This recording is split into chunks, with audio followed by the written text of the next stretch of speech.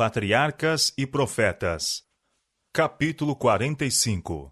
A queda de Jericó. Os hebreus tinham entrado em Canaã, mas não a haviam sujeitado. E quanto às aparências humanas, a luta para obterem posse da terra deveria ser longa e difícil. Era habitada por uma raça poderosa que se encontrava pronta para opor-se à invasão de seu território. As várias tribos se achavam coligadas pelo receio de um perigo comum. Seus cavalos e férreos carros de batalha, seu conhecimento do território e seu adestramento na guerra dar-lhes-iam grande vantagem.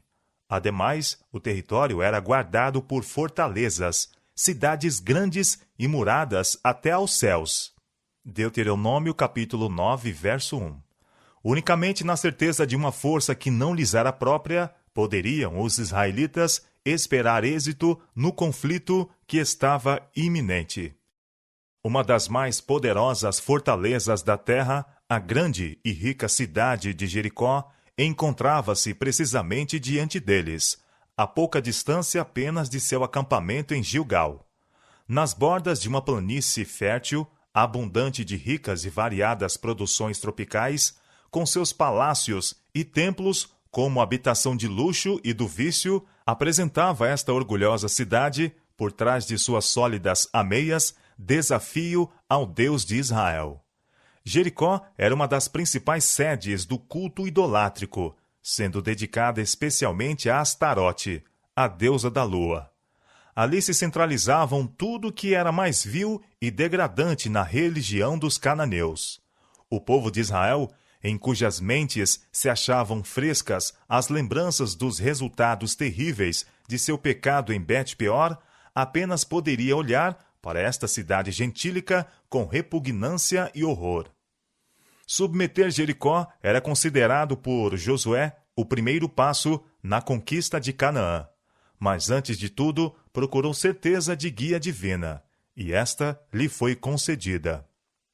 Retirando-se do acampamento a fim de meditar e orar para que o Deus de Israel fosse adiante de seu povo, viu um guerreiro armado, de grande estatura e presença imponente, que tinha na mão uma espada nua. A intimação de Josué: És tu dos nossos ou dos nossos inimigos? Deu-se esta resposta: Venho agora como príncipe do Senhor. Josué capítulo 5, versos 13 a 15. A mesma ordem dada a Moisés em Horebe: Descalça os sapatos de teus pés, porque o lugar em que estás é santo. Revelou o verdadeiro caráter do estranho misterioso. Era Cristo, o exaltado ser, que estava em pé diante do chefe de Israel. Tomado de assombro, Josué caiu sobre seu rosto e adorou. E ouviu esta segurança: Tenho dado na tua mão a Jericó e ao seu rei, os seus valentes e valorosos. E recebeu instruções para a tomada da cidade. Em obediência à ordem divina, Josué arregimentou os exércitos de Israel. Nenhum assalto se deveria fazer. Apenas deviam fazer o circuito da cidade, levando a arca de Deus e tocando trombetas. Em primeiro lugar iam os guerreiros, uma corporação de homens escolhidos, não para fazer agora a conquista pela sua própria habilidade e proeza, mas pela obediência às orientações a eles dadas por Deus. Seguiam-se 7 sacerdotes com trombetas. Então, a arca de Deus, rodeada de uma auréola de glória divina, era levada pelos sacerdotes vestidos nos trajes que denotavam seu sagrado ofício. Seguia-se o exército de Israel, estando cada tribo sob a sua bandeira. Tal foi o cortejo que circundou a cidade condenada. Nenhum som se ouvia a não ser o tropel daquela grande hoste e o estrondo solene das trombetas, ecoando pelas colinas e ressoando através das ruas de Jericó. Concluído o circuito, o exército voltou em silêncio às suas tendas, e a arca foi de novo posta em seu lugar no tabernáculo. Admiradas e alarmadas, as sentinelas da cidade notavam cada movimento e o referiam às autoridades. não sabiam a significação de toda esta manifestação. Mas, quando viram aquela potente hoste a marchar em redor de sua cidade, uma vez em cada dia, juntamente com a arca sagrada e os sacerdotes assistentes, o mistério da cena aterrorizou o coração de sacerdotes e povo. De novo, inspecionaram suas fortes defesas, sentindo-se certos de que poderiam com êxito resistir ao mais poderoso ataque. Muitos punham a ridículo a ideia de que qualquer mal lhes pudesse advir por meio daquelas singulares demonstrações. Outros estavam aterrados, contemplando o séquito que cada dia volteava a cidade. Lembravam-se de que o Mar Vermelho uma vez se abrira perante este povo e que acabava de se lhes abrir uma passagem pelo rio Jordão. Não sabiam que mais prodígios Deus poderia operar por eles. Durante 6 dias, a hoste de Israel fez o circuito da cidade. Veio o 7º dia, e com o primeiro albor da manhã, Josué arregimentou os exércitos do Senhor. Determinou-se-lhes agora marchar 7 vezes em redor de Jericó, e a um forte estrondo das trombetas dar uma aclamação em alta voz, pois Deus lhes havia entregue a cidade. O vasto exército marchou solenemente em redor das condenadas muralhas. Tudo estava em silêncio. Apenas o passo cadenciado de muitos pés e o som ocasional da trombeta rompiam a quietude das primeiras horas da manhã. Os sólidos muros de pedra maciça pareciam desafiar o cerco dos homens. Os vigias, sobre os muros, olhavam com temor crescente, quando, ao terminar o primeiro circuito, seguiu-se um segundo, então um terceiro, 4º, 5º, 6º. Qual poderia ser o objetivo desses movimentos misteriosos? Que grande acontecimento se achava iminente? Não tiveram muito tempo a esperar. Completando-se a 7ª volta, deteve-se a longa procissão. As trombetas, que durante um intervalo estiveram silenciosas, prorromperam agora em um som que sacode a própria terra.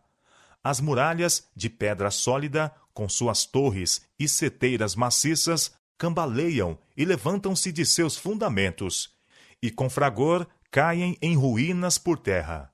Os habitantes de Jericó ficam paralisados de terror, e as hostes de Israel entram e tomam posse da cidade.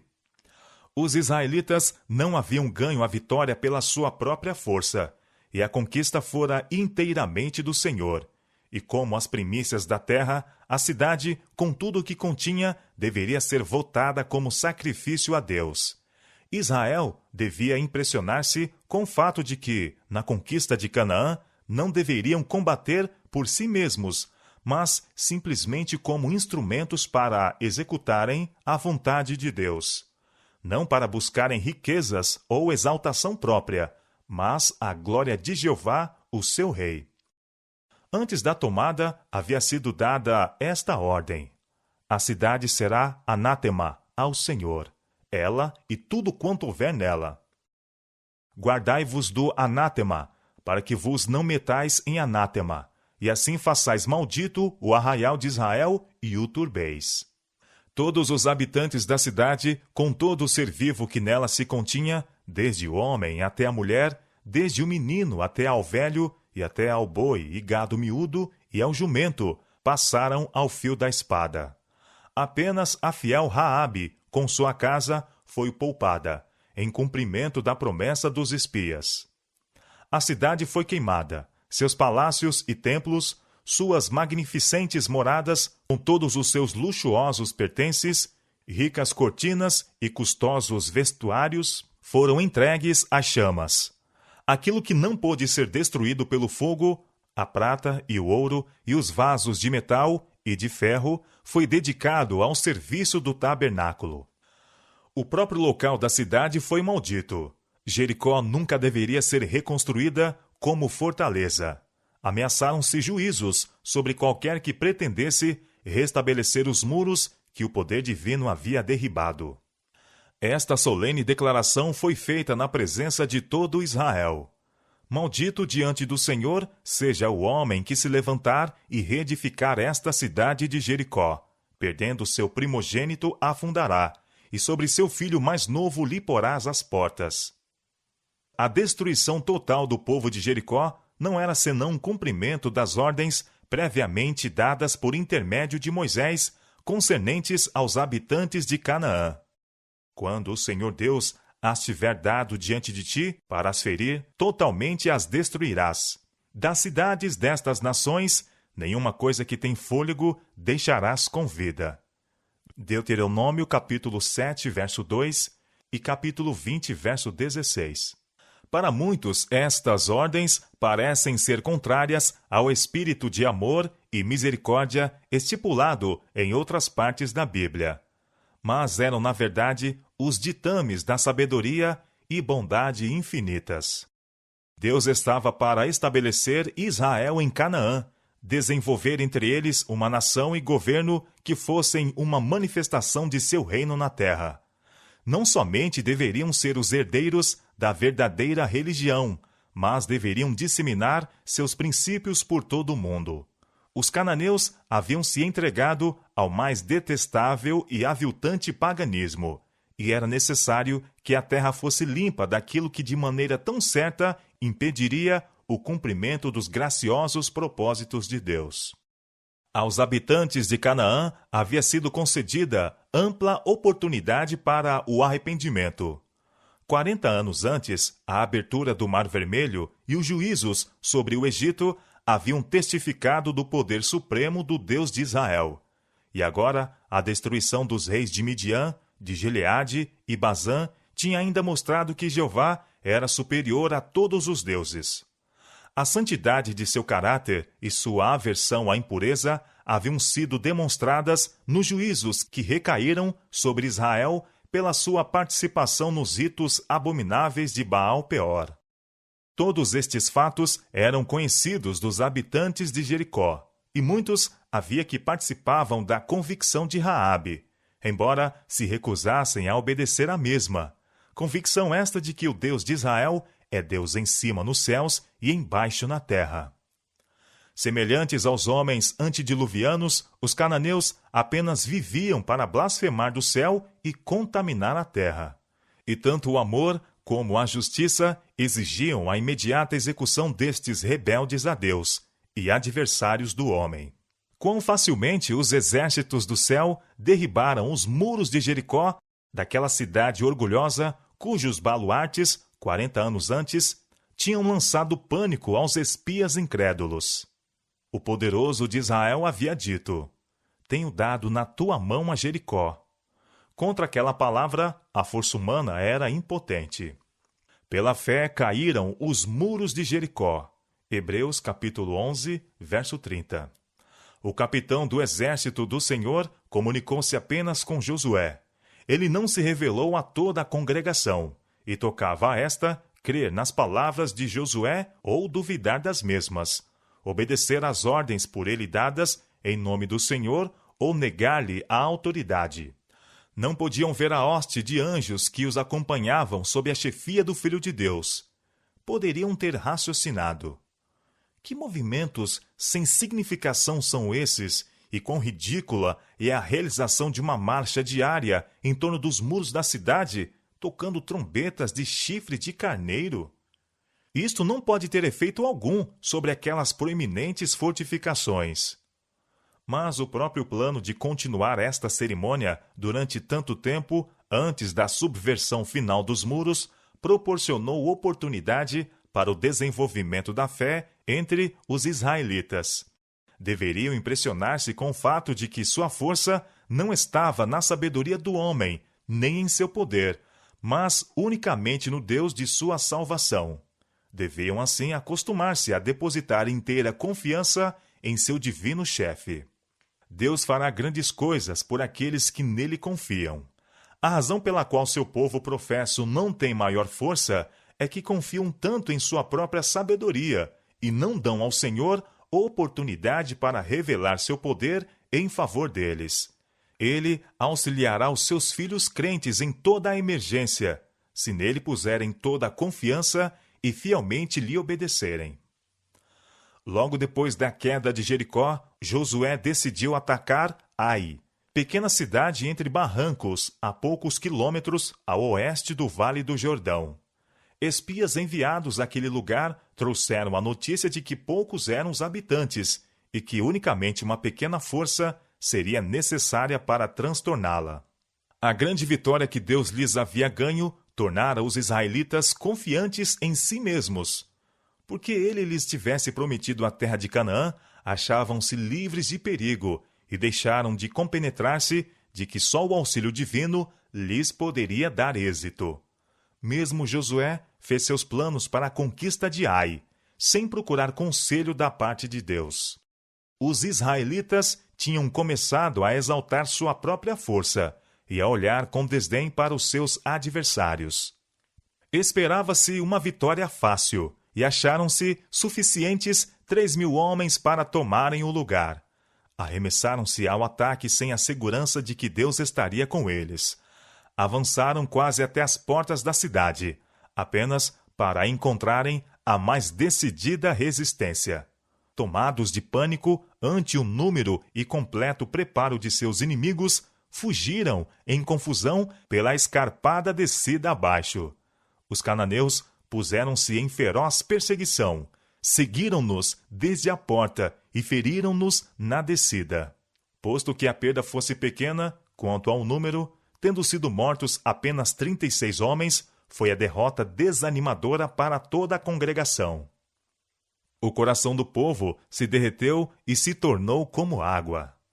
Esta foi a primeira vez que se defrontaram com os cananeus em combate efetivo, e se foram postos em fuga diante dos defensores desta pequena cidade, qual seria o resultado nos maiores conflitos que se achavam perante eles? Josué encarou o mau êxito como expressão do desagrado de Deus e angustiosamente, apreensivamente, rasgou seus vestidos e se prostrou em terra sobre o seu rosto perante a arca do Senhor até a tarde, ele e os anciãos de Israel, e deitaram pó sobre as suas cabeças. Ah, Senhor Jeová, exclamou ele, por que com efeito fizeste passar a este povo o Jordão, para nos dares nas mãos dos amorreus, para nos fazerem perecer? Ah, Senhor, que direi? Pois Israel virou as costas diante de seus inimigos. Ouvindo isto, os cananeus e todos os moradores da terra nos cercarão e desarraigarão o nosso nome da terra. E então, que farás ao teu grande nome? A resposta de Jeová foi: levanta-te, porque estás prostrado assim sobre o teu rosto? Israel transgrediu o meu concerto que lhes tinha ordenado. Este era o momento para ação pronta e decidida, e não para desespero e lamentação. Havia pecado secreto no acampamento, e este devia ser descoberto e removido antes que a presença e a bênção do Senhor pudessem estar com o seu povo. Não serei mais convosco, se não desarraigardes o anátema do meio de vós. A ordem de Deus tinha sido desatendida por um dos encarregados de executar seus juízos, e a nação foi considerada responsável pelo crime do transgressor. Tomaram do anátema, e também furtaram, e também mentiram. Deram-se instruções a Josué para a descoberta e castigo do criminoso. Dever-se-ia empregar a sorte para descobri-lo. O pecador não foi diretamente indicado, ficando a questão em dúvida por algum tempo, a fim de que o povo pudesse sentir sua responsabilidade pelos pecados existentes entre eles. E assim foi levado ao exame de coração e humilhação perante Deus.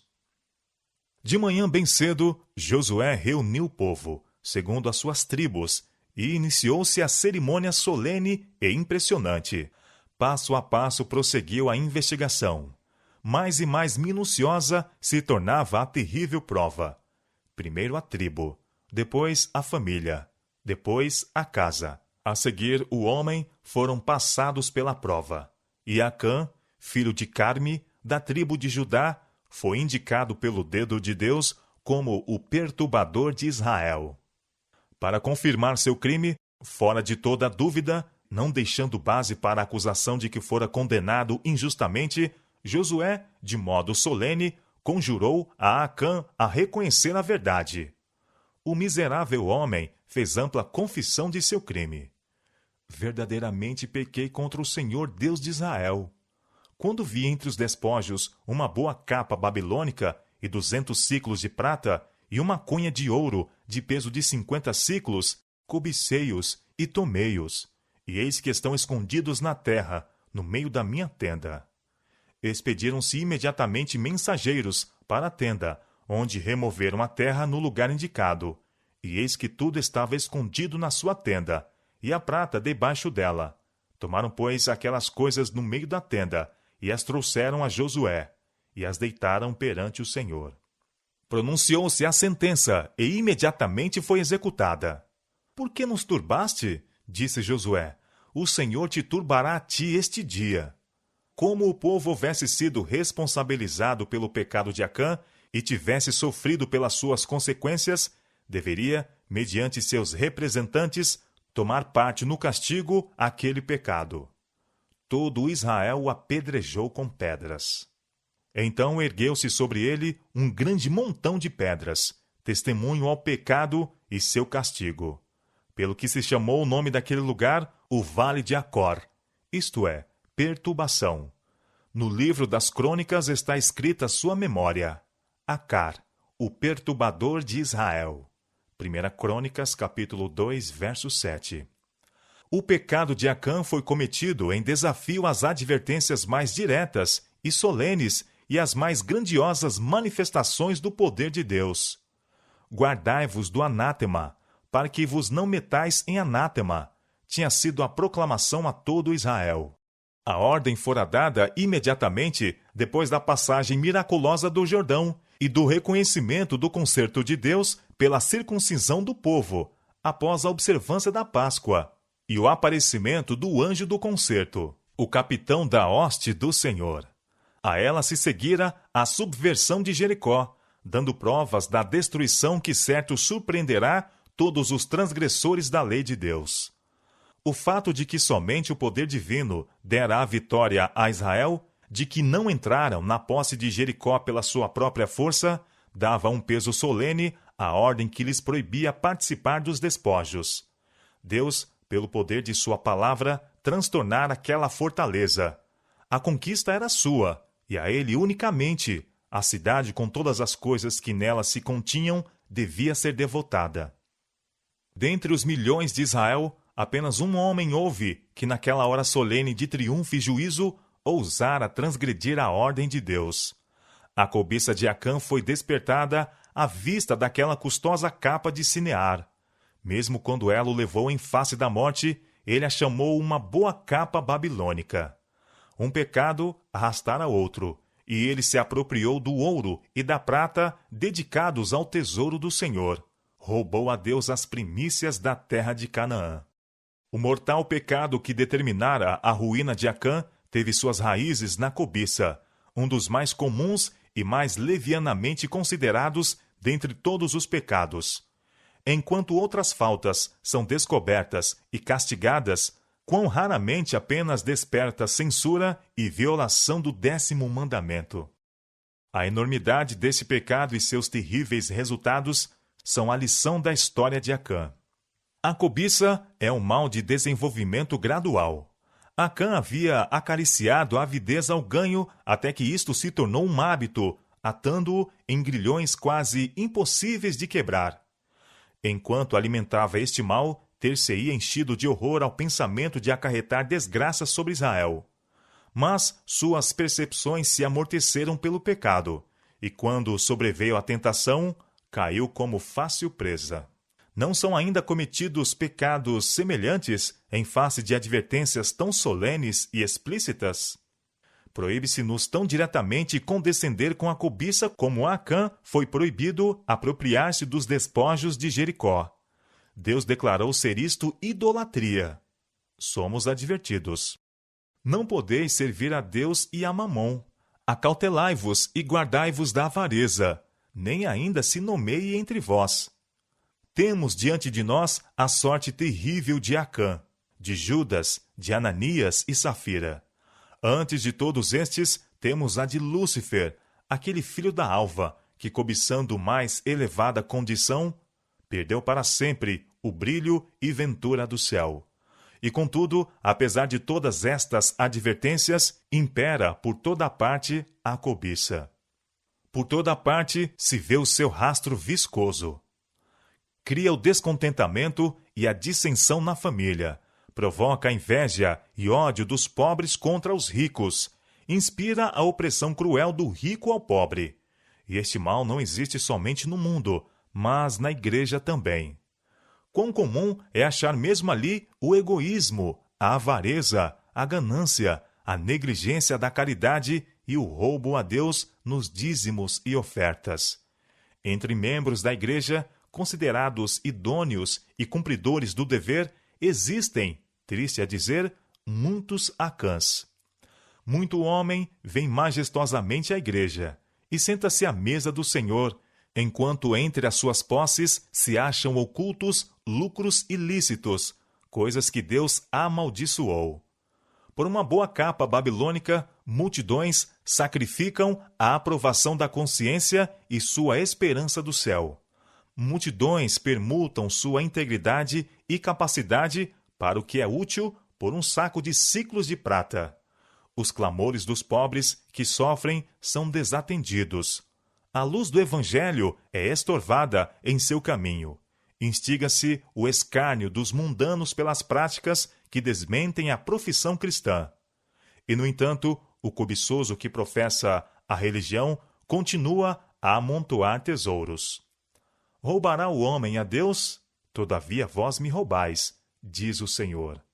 Malaquias capítulo 3, verso 8. O pecado de Acã trouxe revés a toda a nação. Pelo pecado de um homem, o desprazer de Deus repousará sobre sua igreja, até que a transgressão seja descoberta e removida. A influência que mais temida deve ser pela igreja não é a dos francos oponentes, incrédulos e blasfemos, mas dos que incoroentemente professam a Cristo. Estes são os que impedem as bênçãos de Deus de virem a Israel e acarretam fraqueza ao seu povo. Quando a igreja se acha em dificuldade, quando existem a frieza e o declínio espiritual, dando ocasião a que os inimigos de Deus triunfem, então, em vez de cruzar os braços e lamentar sua infeliz condição, investiguem os membros se não há um Acã no acampamento. Com humilhação e exame de coração, procure cada qual descobrir os pecados ocultos que excluem a presença de Deus. Acã reconheceu sua culpa, quando era demasiado tarde para que a confissão o beneficiasse. Vira os exércitos de Israel voltarem de Ai, derrotados e desanimados. Contudo, não se apresentou para confessar seu pecado. Vira Josué e os anciãos de Israel curvados em terra, com uma dor demasiado grande para exprimir-se com palavras. Houvesse feito então confissão e teria dado alguma prova de verdadeiro arrependimento. Mas guardou ainda silêncio. Ouvira a proclamação de que um grande crime fora cometido, e ouvira mesmo especificar-se o caráter daquele crime. Seus lábios, porém, estavam fechados. Veio então a investigação solene. Como lhe fremiu a alma de terror ao ver indicada sua tribo, a seguir sua família e depois sua casa. Mas ainda não proferiu confissão alguma, até que o dedo de Deus se pôs sobre ele. Então, quando seu pecado não mais poderia ser escondido, admitiu a verdade. Quão frequentemente se fazem confissões semelhantes? Há uma grande diferença entre admitir fatos depois que os mesmos foram provados, e confessar pecados apenas conhecidos por nós mesmos e Deus. Acã não teria confessado seu crime se não tivesse esperado com isso evitar as consequências do mesmo. Mas sua confissão apenas serviu para mostrar que seu castigo era justo. Não havia genuíno arrependimento do pecado, nem contrição, nem mudança de propósito, nem aversão ao mal. Assim, pelos culpados serão feitas confissões quando se encontrarem eles perante o tribunal de Deus, depois de haver sido decidido todo o caso, ou para a vida ou para a morte. As consequências que lhes resultarão arrancarão de cada um o reconhecimento de seu pecado. Será extorquido da alma por um senso terrível de condenação e medonha expectativa de juízo. Mas tais confissões não poderão salvar o pecador. Enquanto podem esconder suas transgressões de seus semelhantes, muitos, como Acã, sentem-se livres de perigo e lisonjeiam-se de que Deus não será severo ao notar a iniquidade. Demasiado tarde, seus pecados pô-los-ão ao descoberto naquele dia em que para sempre não serão purificados com sacrifício nem com ofertas. Quando se abrirem os registros do céu, o juiz não declarará com palavras ao homem a sua culpa, mas lançará um olhar penetrante, convincente, e toda ação, todo cometimento na vida gravar-se-á vividamente na memória do malfeitor.